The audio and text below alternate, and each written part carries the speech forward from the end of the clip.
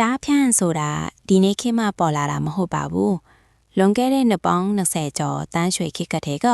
ရန်ကုန်ရဲ့အင်ချာမြေဈေးကွက်ကားဈေးကွက်မြေ night life တွေကိုတရုတ်ဝရံပြေးမာဖီယာတွေကဘယ်လိုမျိုးအုပ်ဆိုခဲ့သလဲ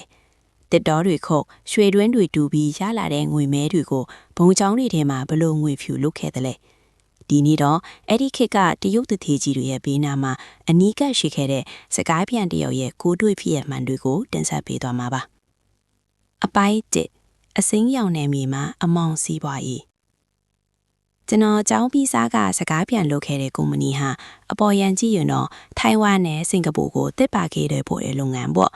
ပိုင်ရှင်ကငင်းချမ်းကြီးယူထားတဲ့ဝေါ်အဖွဲ့ကလူကြီးတယောက်ဒါပေမဲ့တကယ်လို့တွေ့မှာတော့စကိုင်းဖက်ကတစ်တော်ချိုဝိုင်းတွေကိုအကွက်ချခုတ်ပြီးရွှေတွင်းတွေတူနေတာပါသူစီကိုလာကြတဲ့သူတွေကဖူးချမ်းနဲ့ထိုင်ဝမ်ကတတိယဆိုသူတွေနောက်မှသိရတာကသူတို့ဟာသူတို့နိုင်ငံမှာအမှုအခင်းတွေနဲ့ဝရမ်းပေးနေရတဲ့လူဆိုးခိုင်းဝင်းတွေပါသူတို့ဟာမြန်မာပြည်ကိုခိုးလုံရအထိရောငွေဖြူလို့ရနေရအထိရောတုံခဲ့ကြတာပါအပိုင်း1ရန်ကုန်ညများမော်ဒယ်များနဲ့ Mercedes ကားများဒီတသေးတွေဟာနေဖက်မှာတော့အေးအေးဆေးဆေးတဲ့ဦးလေးကြီးတွေလိုပါပဲဒါပေမဲ့ညဖက်ရောက်ရင်တော့တခြားတယောက်လိုပြောင်းလဲသွားကြတယ်ဂျေးချေ night club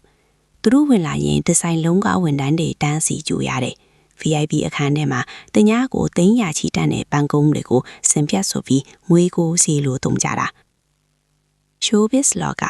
အပြင်မှာအားလုံးကအထင်ကြီးနေရတဲ့မင်းသမီးတွေမော်ဒယ်တွေဆိုတာသူတို့အတွက်တော့ဓာတ်ပုံထဲကရွေးစရာကုန်ပစ္စည်းလိုပါပဲ Mercedes ကားကြီးတွေနဲ့အင်းရှိအထိလာဖို့ခိုင်းပြီးဖြောပါခဲ့ကြတာပါဟောင်ကောင်ကမင်းသမီးတွေအထိတောင်ဓာတ်ဒိတ်တာဆိုသူတွေနဲ့ချိတ်ပြီးခေါ်ခဲ့ကြတာပါ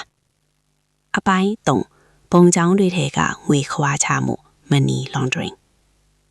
သူတို့ရဲ့အဓိကလက်နက်ကဘာသာရေးပါပုံချောင်းတွေမှာအလူငွေတွေပုံအော်ထိတ်အဖွဲဝင်တွေလို့ပြီးသူတို့ရဲ့ငွေမဲတွေကိုပုံချောင်းငွေအဖြစ်အသွင်ပြောင်းကြတယ်ရွှေဆိုင်တွေနဲ့ချိတ်ဆက်မှုရွှေဆိုင်တွေငွေလိုရင်တောင်ပုံချောင်းကငွေမဲတွေကိုအတိုးနဲ့ဖြန့်ချေပေးတဲ့အထိငွေရင်ဟားကတောင်းတင်နေတာအင်းချမ်းမြေဈေးခွက်ကိုကစားခြင်းလွိုင်းထားရစမ်းချောင်းအလုံးမြေဈေးတွေကိုသူတို့ကချင်းချင်းဝယ်လိုက်ရောင်းလိုက်နဲ့ဈေးတင်ပြီးငွေဖြူလုပ်ကြတယ်။စက်ရုံတွေဟိုတယ်တွေစားတောက်ဆိုင်ကြီးတွေကိုနေရာကောင်းတွေမှာအကြီးအကျယ်ထွင်းပြခဲ့ကြတာပါ။အပိုင်း၄ဂိုင်းစတာညာမာတီယနီခေတ်ဆရာမအကြီးများအထိအဲ့ဒီခေတ်ကကြက်ရုပ်ဂိုင်းကြီးကုံဂိုင်းဆိုင်မြေအောက်ဂိုင်းတွေဟာဘာသာရေးအရေးချုံတွေရန်ကုန်ကတတိကြီးတွေနဲ့ပေါင်းကအင်းချမ်းမြေစီခွက်ကိုဖျက်ဆီးခဲ့ကြတာပါ။အစိုးဆုံးကတော့သူတို့ရဲ့အမွေအနှစ်တွေပါပဲအဲ့ဒီခေတ်ကတရုတ်ဝရံပြည်တွေရဲ့မယားငယ်အထိခဲ့တဲ့ဆယ်ကျော်စန်းမင်းကလေးတွေအခုဆိုရင်အသက်ကြီးပြီးအင်းချမ်းမြေလောကမှာဆရာမကြီးတွေဖြစ်နေကြပြီအခုမြောက်တကုံလိုင်းဆိုင်ရာဖက်မာစီကစားနေတဲ့သူတွေကြားဖြန့်လောကမှာအမြင့်တွေနေသူတွေဟာအဲ့ဒီခေတ်ကအကွင်းအချမ်းတွေပဲဖြစ်ပါရဲ့နေကုံဒါဟာကျွန်တော်တို့နိုင်ငံရဲ့တရားစားသားတွေကိုထုတ်ယူပြီးမြေစည်းကားစည်းတွေကိုဖောင်းပွားအောင်လုပ်ခဲ့တဲ့အမောင်လောကရဲ့အသမိုင်းတစ်ခုပါပဲအခုခေတ်ကြားဖြန့်တွေဆိုတာအဲ့ဒီတုန်းကစိုက်ခဲ့တဲ့အစိပ်ပင်ကနီးပွင့်လာတဲ့အသီးအပွင့်တွေပါပဲ